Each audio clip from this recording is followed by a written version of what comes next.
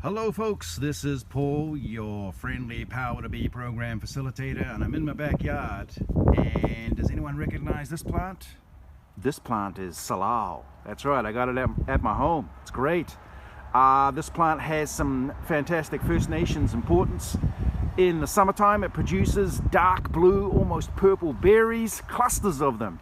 Highly nutritious, good to eat. Also, they used to use the leaves of this plant to create a poultice if you had a wound. It could actually stop bleeding. So those are a couple of things about this plant. I hope you get out and get to see it one day. But until then, stay home, stay safe, and keep your distance. Bye-bye. Hello all, Tameus here, friendly program facilitator checking in from North Vancouver, searching for the yard squirrel. Specifically, we're looking for the black squirrel. Now, the black squirrel is a subspecies of the eastern gray squirrel. As the name suggests, this squirrel is not native to Western Canada. In fact, as the story goes, in 1909, 8 black squirrels were introduced to Stanley Park, and now they continue to thrive in Vancouver and Victoria as well. Now, two things to keep in mind as we search for the black squirrel. One, it has 4 teeth that never stop growing. Now, these teeth never stop growing in order for it to remain strong in all its gnawing. The other fact to keep in mind of the black squirrel is that they are very deceptive.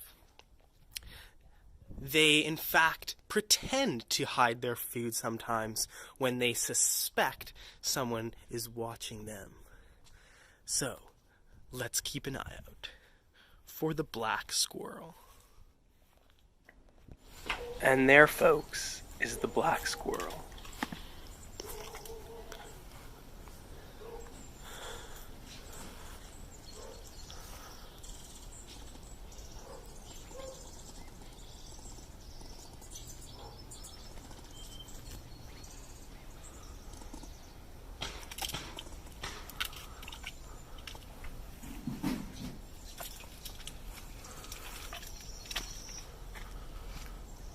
Again, folks, that was the black squirrel.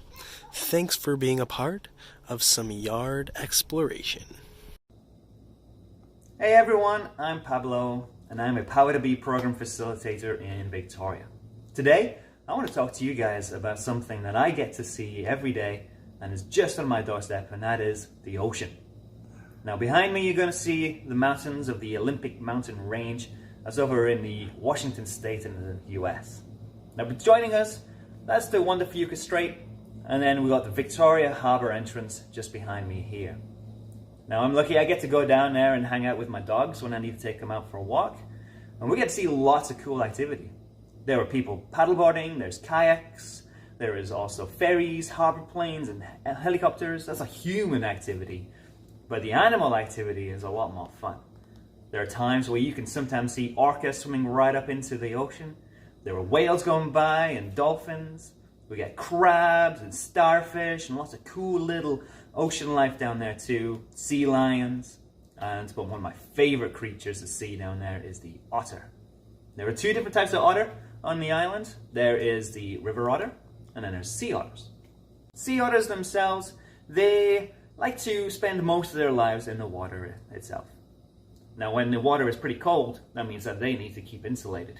That's where all that fur comes in handy. They have the thickest fur out of any animal. They have 1 million hairs per square inch, and that's a lot of hair to keep clean. So when they're not eating and when they're not sleeping, they have to be grooming and cleaning that hair. Now, river otters, they like to spend most of their life on land. They'll spend only 1/3 of their lives in the water, and they will only do that when they're moving around and when they're looking for food. So sometimes when they have to dive deep for their food, they'll go as deep as 60 feet. That's almost 20 meters. That means they have to hold their breath for a long time, and that can sometimes be up to 8 minutes. Have you been able to hold your breath for 8 minutes? Now, when they're on land, they're eating a lot, they're sleeping a lot, and they're playing a lot. But they're also cleaning a lot too. We're always cleaning our hands right now. Those guys, they're cleaning their bodies after every meal. Now there's different names for these groups of animals. When sea otters are together and when river otters are together on the water, they're known as a raft. They're staying close together. But when river otters, they're just on land, they have a few different names. There's a bevy, there's family, there's lodge, but my favorite one, because they're so playful, is romp. That's some facts for you guys today about the ocean and my favorite animal, the otter.